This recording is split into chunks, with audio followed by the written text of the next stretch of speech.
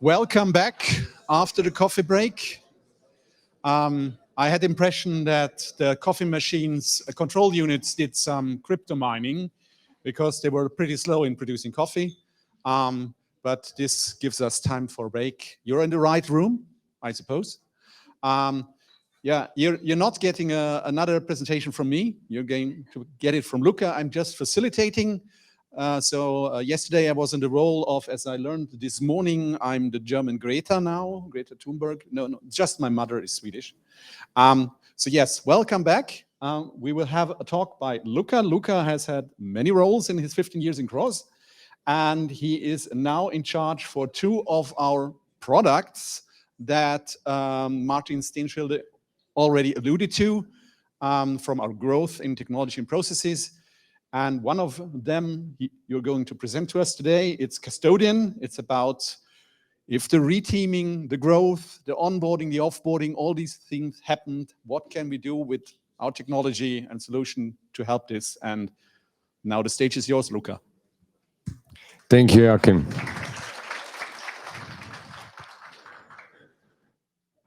It's so good to be here. And a note to my co-ed organization, I won't be leaving the stage till the end of the day, so you will have to drag me out of here because it feels so good. A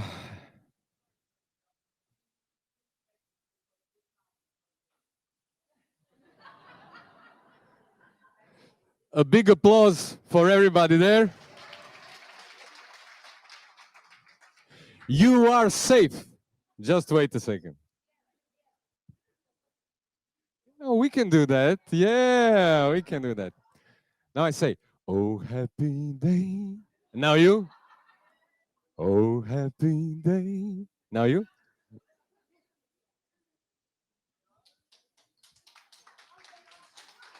Yeah. It doesn't get better than this. Now, everything else will be just.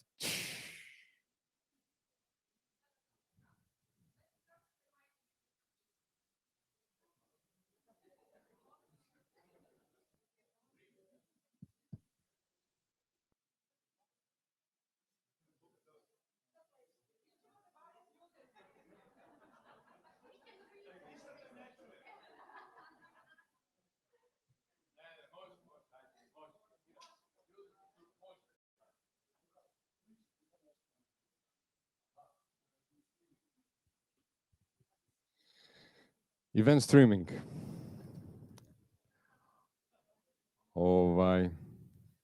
Inače. A, ne. I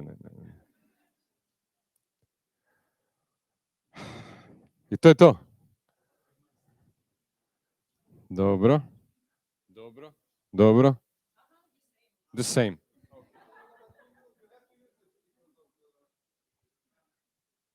And the camera. Oh, so I'm talking because of the camera. Thank you.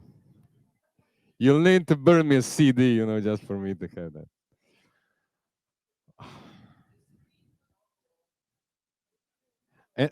And I'm not having anybody joining online, so, Okay.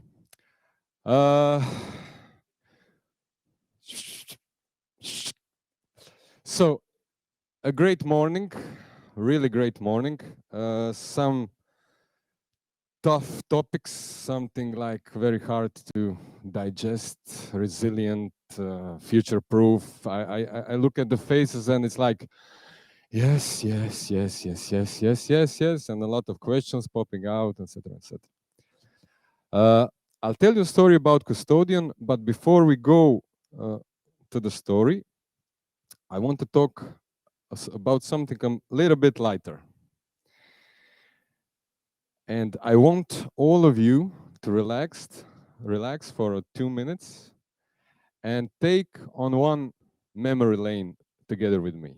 So the idea is to remember some situations, embrace some feelings that you had within these memories. So does anybody know what this is? No, it's Kustodian.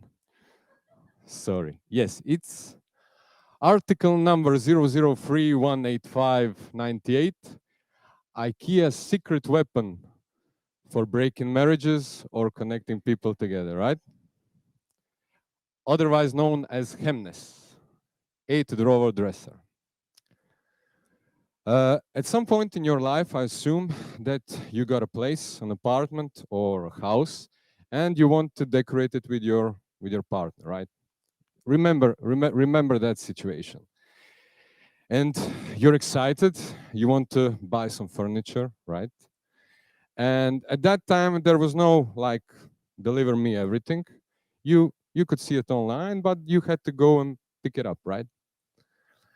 And you found this beautiful hemnes. It looks like it will change. With this, your life will be so much better, right? So you go into your car, you're so happy, you come to IKEA, and then the first challenge is there. You need to find it, right? So you try to find people around the room, and they're looking away. And at some point you find somebody and he says, yes, Hemnes, block 10, row 17, shelf number 1978. You're like, okay. And then you walk, then you ask 2 or 3 people along the way. You get a bit kind of nervous, sweaty, you're not that excited anymore because you're in a challenging situation. But at some point, you get your Hemnes, you put it in your car, and you come home. You put it in the room, you're unboxing it, you're taking one piece out, you're taking another piece out, when a phone rings. Who is this? Your parents are calling. They want to see how do you get along with your new apartment, are you okay? And you talk with them around 10, 15 minutes because it's nice, you know. Yeah, you want to share the excitement. You put down the phone, 15 minutes have passed, okay. Let's go. So you start making one drawer, then a second one. You're feeling good, right? Then somebody knocks at the door. Who is it? It's your child. There's a problem going on. He's also assembling his Lego set, and he's missing a piece. So he needs your help to help him. Otherwise, there will be an explosion. The day the world won't be the same. So you leave everything lying there, and you go and help him. And you help them 10, 15 minutes. He's happy. Then you come back, and then you start working. And you're like 70, 80% finished. Somebody else knocks at the door. Who is that? It's your partner. We lack of potatoes. I'm making lunch, and somebody should go to the store and get the potatoes, right? And you're like, okay, should I do it? Yeah, you go. You're not doing anything important, right? This is priority number 1. You go to the store, you buy the potatoes, you come back, you peel the potatoes, you know, and at some point you find yourself cooking lunch, and you see small voice, do you remember? It's your Hemnes from the room calling you, and you're like, Hemnes, yeah. So you finished lunch, the family got together, you ate lunch, and after lunch, it's fiaca time, right? After lunch. So you go to the room, you see this Hemnes, and you're like, yeah, nice. And you lay down. And in the end, at some point, you reach out to the Hemnes and you pull it back together. But let us just reflect. I think the situation is very, very familiar, right?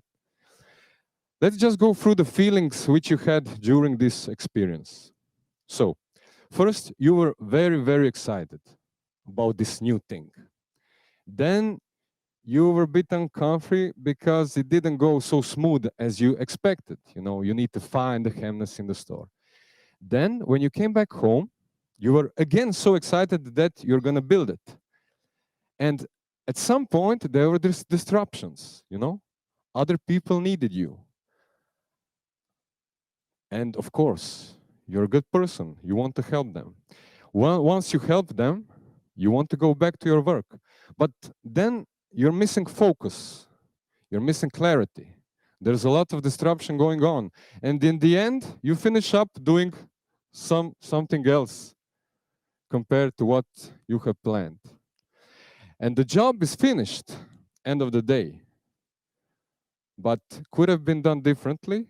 And what are your feelings about it when you compare the hype which you had at the start and your relationship with my dear Hemnes at the end of the story? Can you relate? Can you relate? Yeah. Okay, so you've just embraced a lot of feelings which development teams have, right?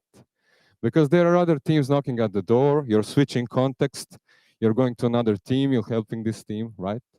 So developers are not something special, they are special and we love them, but they are not something so strange. So we all have these feelings in our everyday journeys, and these are the feelings that we will be talking about today. Okay, so let's demystify a bit what is developer experience, even though it's so clear. So it's the sum of development team interactions and feeling as they work towards a goal. And the end goal is, of course, the product in any way. It can be anything, you know. But on this journey, within their interactions and feelings, you want them to be happy, right? You want them to be focused. You want them to be motivated. Otherwise, they won't relate to the end product. So there are a lot of kind of, from the sources, a lot of segmentations on how you can split it. But this is the one I like the most. It consists of the development principles. So is everything clean? Is everything standardized? Is everything going smooth? Are the DevOps processes okay? Are the frameworks implemented okay? I call it kind of hygiene part, that everything is set up, and it's mostly technical, you know. Then on the other hand, we need to ensure a mechanism for our team to be able to go further, to go to a next level regarding the collaboration, productivity, motivation, and in the end, trust. And last, what is most important, they need to relate to what they're building. So if they're focused on something totally different, they won't relate on what they're building. So we won't have usable, findable, credible, incredible applications, products, or whatever they're building. So in order for you to be creative, you need to be light. You don't need any burden. In order for you to be focused, you need to be light, you know? And that's why we set sail to the pursuit of the best developer experience. Okay, so when we have a new person coming into the company, we can observe the process from two perspectives. One is social. Within this social perspective, what we want to do, we want to cherish that excitement, that feeling that he wants to be part of our organization. We want to take this feeling as far as possible and then cherish it periodically and continuously. So this feeling of belonging to the team, to the organization, we need to integrate people quickly and very carefully, right? So once they're in the organization, once they're in the teams, we want for them to feel safe, that they are going somewhere, you know? We want them to see their next steps in the organization, their personal development on their own and within their teams. Of course, we want them to be focused, with very smooth working experience, no mist around anything, pure clarity. And we want them to be an integrated part of the culture of our brand, which is I suppose, should be learning and sharing culture. Okay, so this is kind of the hippie part. And if I tell somebody this, they will say, yeah, good. Yeah, we should talk about it over dinner. Yeah, over some wine, and then we would kind of go, you know. But how to get here with using some real stuff? The other perspective is operational one, meaning, what does it mean? This one is much concrete. We want to create fast onboarding, offboarding in order to save money, of course, but also to save patience. One of our colleagues, a couple of years ago, he was working in a large financial institution in UK. He's here now. Don't look at him, the ones who know. The process of onboarding lasted 40 days. So he was in UK waiting for all roles and permissions to get set to get his laptop for 40 days. Of course, we charged everything. But that's not the point, you know. The point is that he felt like, yeah, I've seen everything here. I've seen everything here. I saw the bridge. I saw the river. But so his feeling was not that cool. And imagine the feeling after 40 days, him wandering around that company, he sits and starts doing something. How motivated is he when he sees that? How motivated are our new hires when they feel that? They saw the board, come join us, we are agile, resilient, tra-la-la-la-la. And they come and wait for a couple of days for access, you know. Yeah. What we want to do, we want to automate roles and permissions management. We want to integrate all the dev tool stack in order to lower non-core work, let's say. We want to centralize the view of resources, usage, traceability, optimization, and in the end, we want to proper team up. Not based on rule of thumb, or maybe who is available or not, and who has, from our opinion, good skill. We want to do really proper teaming up based on data, so based on real data. So if you look at everything, what was mentioned on the previous slide, we're basically talking about different events in certain processes, in certain experiences, and these events are basically in different contexts. So we have roles and permission context, resource usage, personal development, competencies, track record interactions, team dependencies, blockers. So everything we can learn from these events, in the end, it can be summed up in value-added and non-value-added activities. So, how to do this? The goal is clear, I would say. We have a picture how this great developer experience should look like. On the other hand, there's a big challenge because this change, which we want to do and what we want to introduce, is not that small. So definitely it should be a very non-invasive process, you know. So in order for do that, we first created a set of features, which was part of our MVP version 1, which you can call invisible automation. Meaning what? So when Anna, who is a new developer, joins the company, Anna needs to get access to different systems, right? And it's done by different people, by different departments, depending, right? And it's one of the elements which influences Anna's experience when joining the company, right?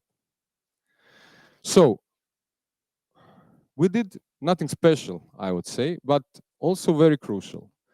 So with Kustodian, you just pick Anna as a developer, and all this setup is automatically propagated because you previously defined that within your organization, within your team, developer means in Confluence this, in Jira this, in GitLab that.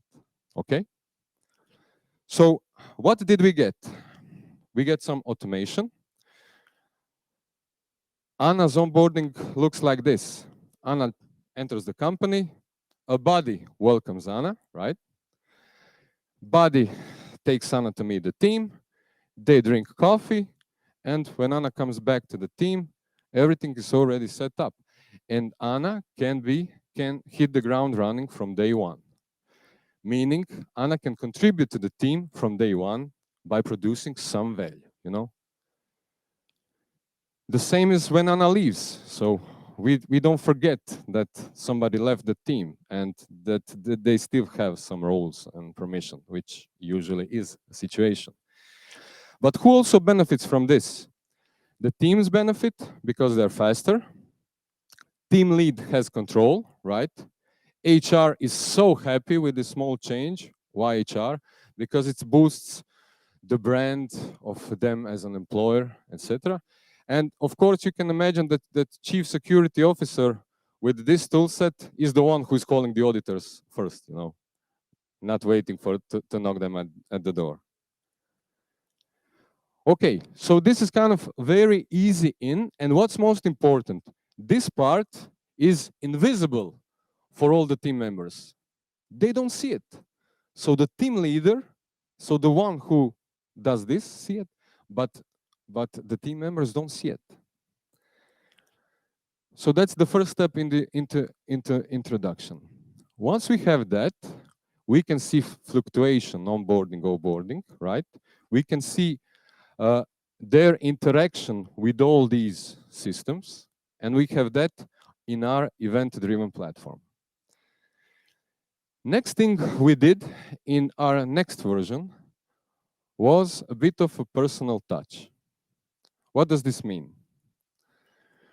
So, to give the development team just enough information in order to keep focus on what they do, but also to be able to maybe reach out to somebody, and most important, to see where they're going. Let me just describe this in short. So here you see Anna, and she has some skills, her position. She sees who is in her team, you know. She feels very integrated looking at this.